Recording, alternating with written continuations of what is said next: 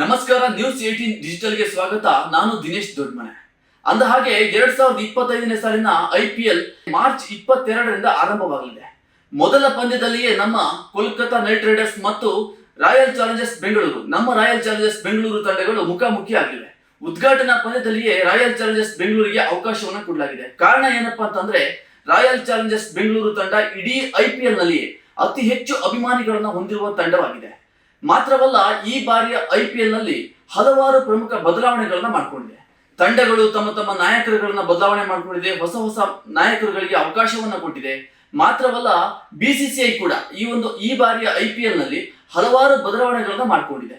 ಹಾಗಿದ್ರೆ ಏನೆಲ್ಲ ಬದಲಾವಣೆಗಳನ್ನ BCCI ಮಾಡಿದೆ ಮತ್ತು ಯಾವೆಲ್ಲ ತಂಡಗಳು ಹೊಸ ನಾಯಕರುಗಳಿಗೆ ಅವಕಾಶವನ್ನ ಕೊಟ್ಟಿದೆ ಅನ್ನುವಂಥದ್ದನ್ನ ಕಂಪ್ಲೀಟ್ ಆದ ವರದಿಯನ್ನ ಈ ಒಂದು ಸ್ಟೋರಿಯಲ್ಲಿ ನೋಡ್ತಾ ಹೋಗೋಣ ಬನ್ನಿ.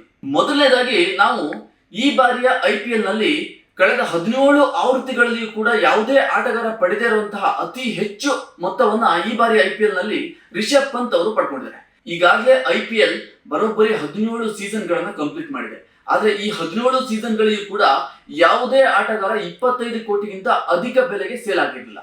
ಆದ್ರೆ ಈ ಬಾರಿ ಅವರಿಗೆ Lucknow super giants franchise Rishabh Pant ಅವರಿಗೆ ಬರೋಬ್ಬರಿ 27 ಕೋಟಿ ಮೂಲಕ ಇಡೀ IPL ಇತಿಹಾಸದಲ್ಲಿಯೇ ಅತ್ಯಂತ ಗರಿಷ್ಠ ಮೊತ್ತಕ್ಕೆ ಸೇಲ್ ಆದ ಆಟಗಾರ ಎನ್ನುವ ಖ್ಯಾತಿಯನ್ನ ರಿಷಬ್ ಪಂತ್ ಅವರು ಈ ಬಾರಿ ಪಡ್ಕೊಂಡಿದ್ದಾರೆ. ಇನ್ನೊಂದೆಡೆ 2025ನೇ ಸಾಲಿನ 18ನೇ IPL ಆವೃತ್ತಿಗೆ ಎಲ್ಲಾ ಫ್ರಾಂಚೈಸಿಗಳು ಕೂಡ ಬಹುತೇಕ ಫ್ರಾಂಚೈಸಿಗಳು ಹೊಸ ನಾಯಕರನ್ನ ನೇಮಕ ಮಾಡಿದೆ.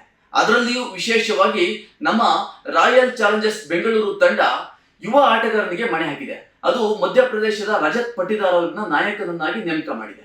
ಇನ್ನೊಂದೆಡೆ ಡೆಲ್ಲಿ ಕ್ಯಾಪಿಟಲ್ಸ್ ತಂಡ ಕೂಡ ಟೀಮ್ ಇಂಡಿಯಾದ ಸ್ಟಾರ್ ಆಲ್ರೌಂಡರ್ ಆಗಿರುವಂತಹ ಅಕ್ಷರ್ ಪಟೇಲ್ ಅವರಿಗೆ ಅವಕಾಶವನ್ನು ಮಾಡಿಕೊಟ್ಟಿದೆ, ನಾಯಕತ್ವದ ಅವಕಾಶವನ್ನು ಮಾಡಿಕೊಟ್ಟಿದೆ.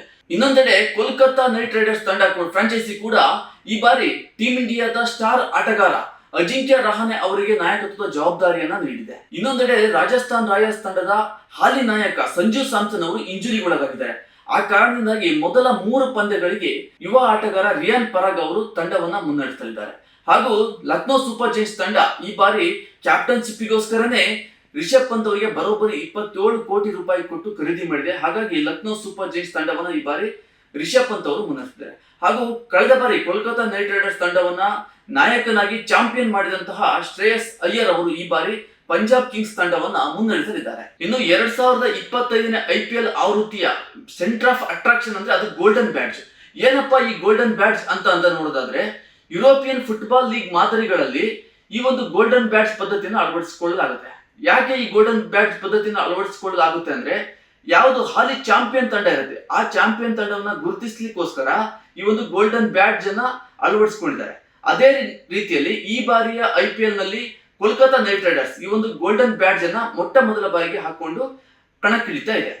ಹಾಗೆ ಇನ್ನೊಂದು ಪ್ರಮುಖವಾದ ಬದಲಾವಣೆ ಏನಪ್ಪಾ ಅಂದ್ರೆ, ಸಲೈವಾ ಅಂದ್ರೆ ಬಾಲ್ಗೆ ಎಂಜಿಲ್ ಒರೆಸುವಂತಹ ಒಂದು ಪದ್ಧತಿ ಏನಿದೆ ಕ್ರಿಕೆಟ್ ನಲ್ಲಿ, ಅದನ್ನ ಕೋವಿಡ್ ಬಳಿಕ ಸಂಪೂರ್ಣವಾಗಿ ಸ್ಟಾಪ್ ಮಾಡಲಾಗಿತ್ತು.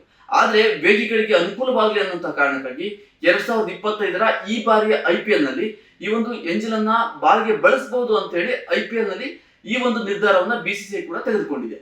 ಇನ್ನು ಪ್ರಮುಖವಾಗಿ 2025ರ ಅತ್ಯಂತ ಪ್ರಮುಖ ನಿಯಮ ಏನಪ್ಪಾ ಅಂದ್ರೆ, ಬದಲಿ ಆಟಗಾರರನ್ನ ಬಳಸಿಕೊಳ್ಳುವಂತಹ ನಿಯಮ. ಅದೇನಪ್ಪ ಬದಲಿ ಆಟಗಾರನ ಬಳಸುವ ನಿಯಮ ಅಂತಂದ್ರೆ, 2025ಕ್ಕಿಂತ ಹಿಂದೆ 7 ಪಂದ್ಯಗಳವರೆಗೆ ಒಬ್ಬ ಆಟಗಾರ ಇಂಜುರಿ ಆದ ಅಂದ್ರೆ ಆ ಆಟಗಾರನ ಬದಲಾಗಿ ತಗೋಬಹುದಾಗಿತ್ತು. ಆದ್ರೆ ಈಗ ಆ ನಿಯಮವನ್ನ ಬದಲಾಯಿಸಲಾಗಿದೆ. 7 ಪಂದ್ಯಗಳನ್ನ ಹೊರತುಪಡಿಸಿ ಕೂಡ 8, 9, 10, 12 ಪಂದ್ಯಗಳವರೆಗೂ ಕೂಡ ಯಾವುದೇ ಆಟಗಾರ ಇಂಜುರಿ ಆದ್ರೂ ಕೂಡ ಅವನ ಬದಲಾಗಿ ಆತ ವಿದೇಶಿ ಆಟಗಾರ ಆಗಿರ್ಬೋದು ಅಥವಾ ದೇಶೀಯ ಆಟಗಾರ ಆಗಿರ್ಬೋದು, ಆತನ ಬದಲಾಗಿ ಹೊಸ ಆಟಗಾರರಂತ ಖರೀದಿ ಮಾಡುವಂತಹ ಅವಕಾಶವನ್ನ, ಬದಲಿ ಆಟಗಾರನ ಪಡೆಯುವಂತಹ ಅವಕಾಶವನ್ನ IPL ಫ್ರಾಂಚೈಸಿಗಳಿಗೆ ಕೊಡಲಾಗಿದೆ.